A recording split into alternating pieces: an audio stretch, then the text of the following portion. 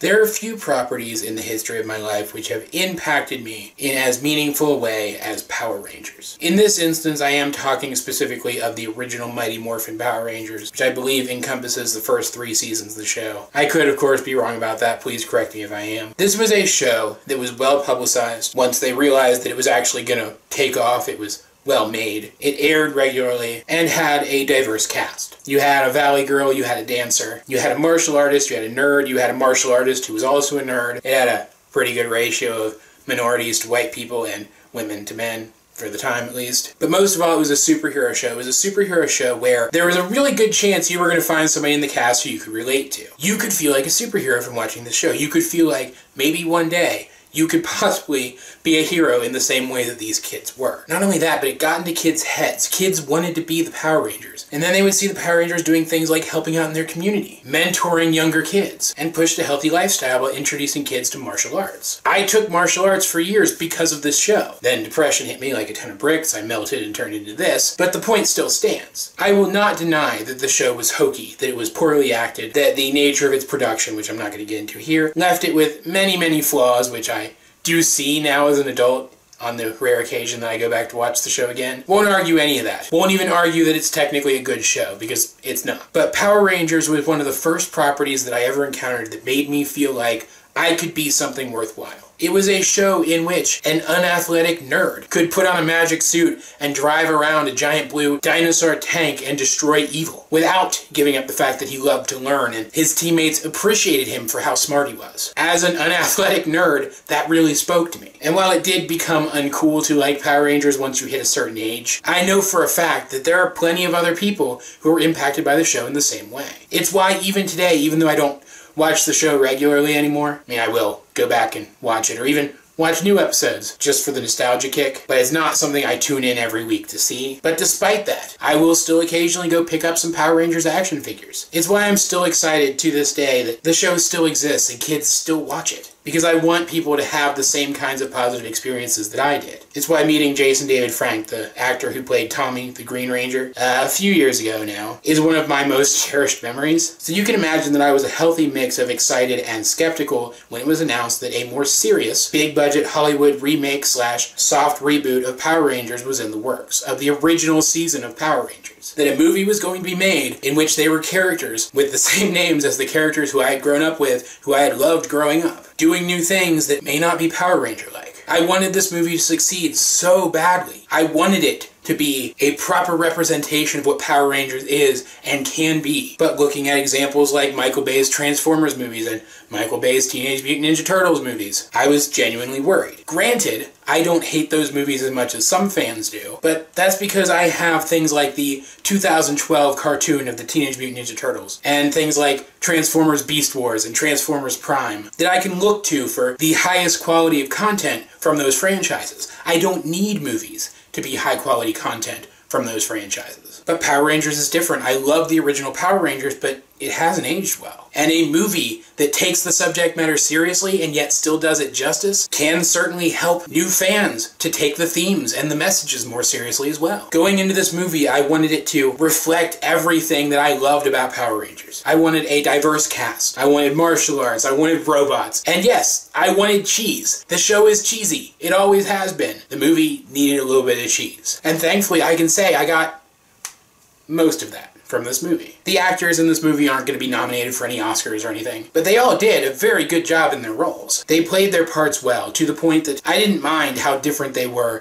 from their original incarnations. The cast is still diverse. In fact, it's more diverse than it was in the original series. On top of Billy being just generally smart and nerdy, he's now on the autism spectrum. The character of Trini is not only a genuine badass in the tradition of her character, but she's also questioning her sexuality, which is something that a lot of teenagers have to deal with. And whereas despite what the intro to every single episode of the original season said, the kids in the original show were not teenagers with attitude. They were just generically kind of good people who happened to come from slightly different walks of life. These kids had real angst. There was real drama written into their characters, but it was realistic drama, the kind of drama that real teenagers go through. Once again, just like I hoped, but none of this inclusivity felt tokenized. No one felt like they were here because someone in a boardroom looked at a pie chart and said, we need another minority character, we need an autistic character. It all felt so natural, it all felt so organic. The characters grew and changed over the course of the movie. They bonded with each other. We actually got to see them grow to care about each other as sort of a family. That's something we never got to see in the original. They kind of knew each other and then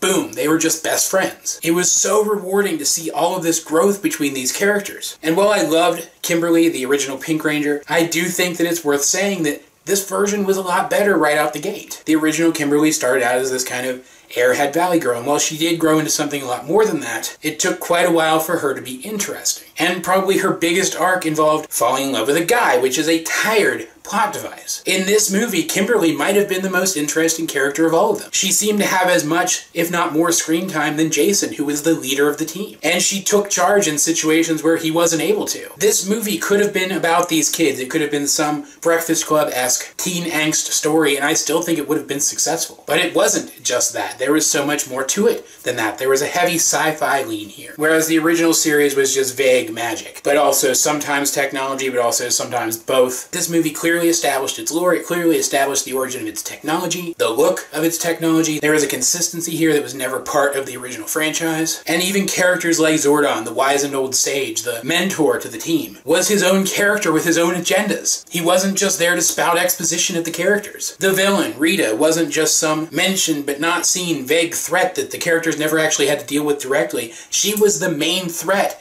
in this story for the majority of its run. Not only that, but they added something to her backstory that I'm not going to spoil for anyone who hasn't seen the movie that made her all the more badass for it. And there is a common criticism of this movie going around that Elizabeth Banks played the character of Rita too crazy, that she chewed the scenery too much, that she went too overboard, and it clashed with the tone of the rest of the movie. And yes, that is absolutely true, but that's why I loved it so much. That's an integral part of the character. That's why I was so excited to see that Elizabeth Banks was going to be playing the character in the first place. I mentioned that one of the things that I felt like this movie had to have to be the perfect Power Rangers reboot was cheese, and she brought the cheese. It was glorious. I want to see so much more of her character because she was silly, and she was cheesy, but she was also threatening. She's the kind of villain who you don't take as seriously as you should because she acts ridiculous. And then as soon as your guard's down, she utterly kicks your ass. It was brilliant. Not only that, but she actually got her hands dirty. She actually fought people in this. Literally, the extent of her involvement in the original series was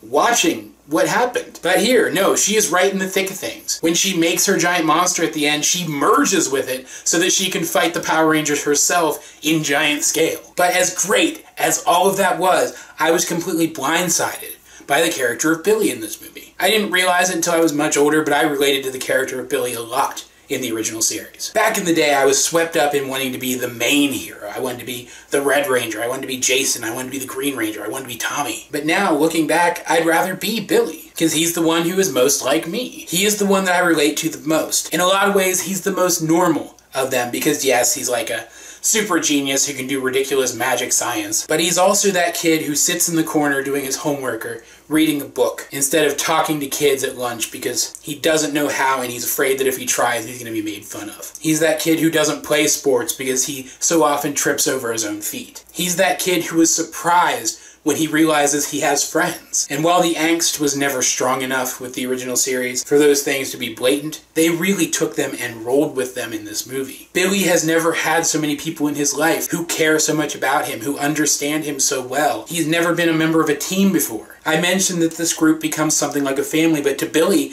that's literal. He feels like these people are his family. And because of that, he ends up stealing the show. He is the breakout character of this movie. And he quickly becomes the rallying point for the entire team. He's their center. And it was beautiful. And yet there were still some things that disappointed me about this movie. The Zords are one of the most iconic aspects of the Power Rangers franchise. The original Megazord is on par with something like the USS Enterprise. Even people who never watched the show are pretty likely to recognize it for what it is, at least by name. And while things like the suits and the individual Zords were changed and updated and made more interesting and complex looking for the big screen, and I had no problem with them, in fact I quite liked them, the Megazord itself was a different story. Again, I'm not going to spoil anything, but the scene in which the Megazord comes together is much more interesting than the Megazord itself. It becomes representative of them finally joining together as one team, as one unit, of finding that last bit of dedication and taking that one final step. But the robot itself is just this generic humanoid thing. You can barely even make out the separate colors of the separate Zords. The iconic head with the horns at the sides was changed to a generic humanoid head with hardly any distinguishing features. And the fight that it had with the giant monster at the end was just as anticlimactic, was just as uninteresting. There was no big summon the sword moment like you would get at the end of the show. There was no drawn-out martial arts fight, and I think the movie needed that. There was far too little actual martial arts in this movie about martial arts superheroes. We see them repeatedly throughout the movie training in martial arts, training to fight, and yet it never really comes to fruition. And while it served as a climax just fine, I feel like the climax didn't quite fit with all the build-up we'd gotten. The build-up, the characters interacting with each other was so much more interesting. And while I'm glad they kept all that in, while I'm glad they didn't cut some of that out to include more martial arts stuff, I really, really am. I think they could have extended the movie by another 15 minutes to make the fight scenes a little more interesting. I don't think anybody would have minded. At the end of the day, though, this is almost the perfect reboot. Transformers, Teenage Mutant Ninja Turtles, take note, because Power Rangers stole the show. It managed to feel like Power Rangers. It managed to stand for the same things that Power Rangers always stood for, and still be its own thing, and still look more modern, and still take itself more seriously. It meets all the criteria that I, a true fan of the franchise, wanted from it. It even established lore ahead of time for future sequels, and I hope it gets them. I want to see where this movie can take itself. I want to see where this new Power Rangers franchise can take itself. I love this movie, and if you are a fan of superheroes, or a fan of teen dramas, or a fan of Power Rangers, or a fan of diverse casting and inclusivity, go see it. It's worth seeing. It's a good movie. It's not a great movie, it's not a perfect movie, but it's a good movie and one of the better childhood franchise adaptations that I've ever seen. At the end of the day, I think that this movie can be an inspiration to kids now, in the same way that it was an inspiration to people of my generation, and really, that's all that matters. Because my movie rating scale rates movies based on how close they come to being the ideal representation of the story they're trying to tell, and because the vast majority of this movie was exactly what I was hoping it would be, because the majority of this movie was exactly what a modern retelling of the original Power Rangers story needed to be, I give it a solid 8 out of 10. There are some things that I would like to see done differently in any sequels that this movie might get, but it is well above average, especially for this particular genre of movie. And frankly, I can't wait to see it again once it drops on DVD and Blu-ray. As per usual though, guys, what did you think of this movie, if you have seen it? Let's get a discussion going in the comment section down below. Either way, this has been AJ22, and I will talk to you guys later.